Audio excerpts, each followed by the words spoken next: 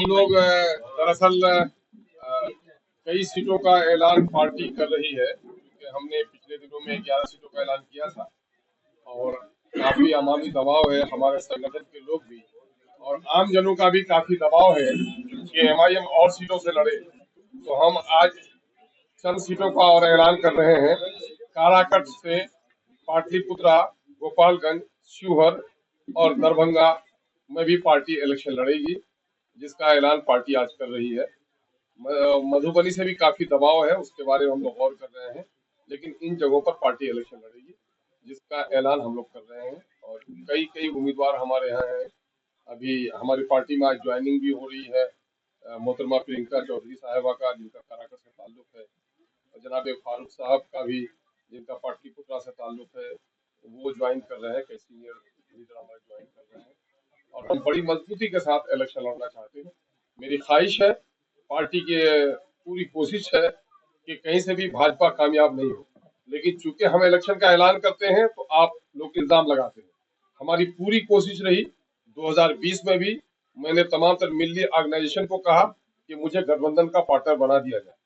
इस मरतबे जब इंडिया का गठबंधन बना तो हम लोगों ने कोशिश की, तमाम तर नेताओं से बात की, प्रदेश के माध्यम से भी उन लोगों से आग्रह किया कि साहब हम नहीं चाहते हैं कि सेकुलर वोटों का बिखराव हो, हमें भी अपना पार्टनर आप बनाइए। लेकिन ये लोग सिर्फ बीजेपी का खौफ दिखाकर माइनॉरिटी की क़यादत को, माइनॉरिटी की लीडरशिप को कहीं उभरने नहीं देना चाहते। हालांकि एमआईएम अपने टिकट के बंटवारे में पिछले दिनों में भी हमने इलेक्शन लड़ा था, तो ऐसा कुछ भी नहीं था कि हमने नॉन माइनॉरिटी वोट नहीं दिया, ये टिकट नहीं दिया।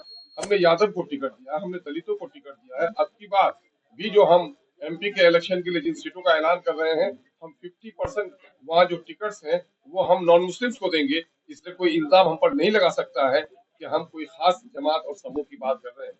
हमने इंडिया गठबंधन के लोगों से बार बार गुजारिश की। बहुत सारी हमारी जो मुस्लिम संगठन है, मुस्लिम तंजीमें हैं, इन लोगों को भी यह खदशा रहता था कि हमारे आने से सेकुलरों का बिखराव होगा। इन लोगों से भी गुजारिश की कि आप भी हमारे लिए वकालत कीजिए कि हम सेकुलरों का बिखराव नहीं चाहते हैं, लेकिन हम अपने वजूद को बाकी रखना चाहते हैं। क्या मुस्लिम लीडरशिप के लिए कोई गुंजाइश नहीं है बिहार में? क्या सोकॉल जो सेकुलर पार्टियां हैं, ये पार्टियां सिर्फ मुसलमानों को बीजेपी का खौफ दिखाकर दबा कर रखना चाहती हैं? अभी जाति आधारित जो गणना आई है, जो हम लोग चीख रहे थे, चिल्ला रहे थे कि माइनॉरिटी के लोगों को इन लोगों ने हाशिए पर डाल दिया है, और ये 30-35 साल के दरमियान में, जिसमें राजद, जदयू, कांग्रेस और भाजपा सभी लोग शामिल रहे हैं, मुसलमानों की 60% नौकरियों से इनको वंचित कर दिया गया। जाहिर है कि बिहार में इस वक्त नौकरियां सलाहियत पर मिलती हैं, क्योंकि मुस्लिम अकलियत के लोग पसमानदा हैं, पिछड़े हो गए हैं, गरीब हो गए हैं, उनका एजुकेशनल अपलिफ्टमेंट नहीं हुआ है, तो उनको विशेष वो रिजर्वेशन दिया जाए, उसकी बात भी सरकार नहीं सुन रही है। जो ओबीसी लिस्ट में जो रिजर्वेशन का शेयर है, वो शेयर भी उनको नहीं दिया जा रहा है। और आज किसी से बात ढकी छुपी नहीं है कि नौकरियां सलाहियत से पैरवी पर बिहार में मिल रही है। जिन लोगों का पहले मास्टर रोड पे बहाली होती है, उन्हीं को परमानेंट किया जाता है, तो वहां पर सलाहियत देखी नहीं जाती, वहां पैरवी देखी जाती है। इसलिए और जहां जहां अभी जो आई है, जो आर्थिक आंकड़े आए हैं जाति आधारित गणना में, उसमें ये दिखाया गया है कि जिन जिन क्षेत्रों में मुसलमानों की आबादी है, वो क्षेत्र ज्यादा पिछड़ा रहा है, वहाँ पलायन ज्यादा हुआ है, वहाँ गरीबी ज्यादा रही है, वहाँ पर नाना किस्म की बीमारियां ज्यादा रही हैं। इसलिए हम लोग बिहार की एक बड़ी आबादी, जो नजरअंदाज करता आबादी है, उस आबादी को हक दिलाने के लिए संघर्षशील है, लेकिन हम सबको साथ लेकर चलना चाहते हैं और काफी दबाव है, इस वजह से इन सीटों का हम ऐलान हम तो सीमांचल में लड़ ही रहे हैं, उसके साथ ही काराकट, पाटलिपुत्रा, गोपालगंज, शिवहर और दरभंगा, इन 5 सीटों का हम ऐलान कर रहे हैं। और मधेपुरा से भी काफी लोगों का दबाव है, उसके बारे में पार्टी को रिजर्वेशन भेजा गया है ना। मधुबनी से काफी हो गया है, तो उनका पार्टी को भेजा गया है।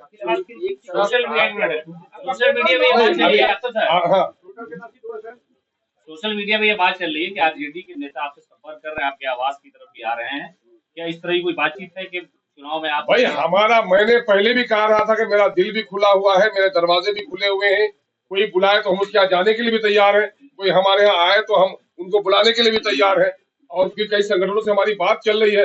हम लोग चाहते हैं कि बिहार की जो शोषित पीड़ित जनता है, उसको न्याय मिले, एक अच्छी सरकार बने, और उस सरकार के बनाने की कड़ी कहीं न कहीं दिल्ली से भी जुड़ी हुई है। दिल्ली में भी बिहार का प्रतिनिधित्व सही तौर पर हो, क्योंकि बिहार को हक नहीं मिल रहा है, नीतीश कुमार जी ने कहा डबल इंजन की सरकार होगी, बिहार को हक दिलाएंगे। दामन फैलाकर वो पटना यूनिवर्सिटी को भी सेंट्रल यूनिवर्सिटी नहीं बना सके, न कोई विशेष पैकेज ले सके। इसलिए ईमानदाराना कोशिश होनी चाहिए। जो ईमानदाराना कोशिश करने के लिए जो भी पार्टियां आएंगी, हम उनके साथ चलने के लिए तैयार हैं। उनका लाइक माइंडेड पार्टियों से मेरा कल भी इनकार नहीं था, आज भी मुझे इनकार नहीं। हमने 16 सीटों का ऐलान किया है।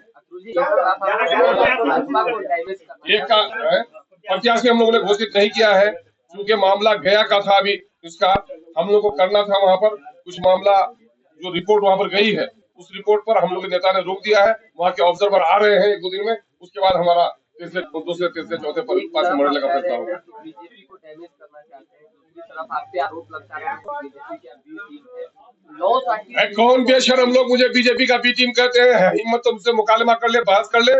नीतीश कुमार जी पिछले दिनों में जब आए थे, बहुत बीजेपी को छोड़ के हर जगह वही प्रचार कर रहे थे। कुछ हमारे धार्मिक गुरुओं को लेकर बैठ के भी उसने बंद कमरे में मीटिंग की। साहब सबसे खतरनाक तो ये हैदराबाद वाली पार्टी है।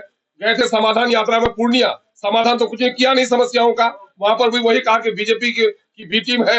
ये कौन के शर्म लोग हैं? कौन नहीं है बीजेपी के गोद में बैठे हुए? ये सारे लोग बीजेपी के गोद में बैठे हुए हैं। अगर बीजेपी से कोई अलग है, क्योंकि उनका कोई नुकसान नहीं है, उनके स्वार्थ का नुकसान हो सकता है, लेकिन मेरे मजहब का नुकसान है, मेरी नस्लों का नुकसान है, मेरे धर्म का नुकसान है, मेरे धर्मस्थली का नुकसान है। और जिस तवानाई के साथ बैरिस्टर असदुद्दीन अवैसी साहब धर्मनिरपेक्षता के दामन को थामे हुए मुसलमानों के हक और हुकूक की बात करते हैं, दलितों के हक और हुकूक की बात करते हैं, कोई माइक का लाल कह सकता है कि बीजेपी हम बीजेपी को बर्दाश्त करेंगे?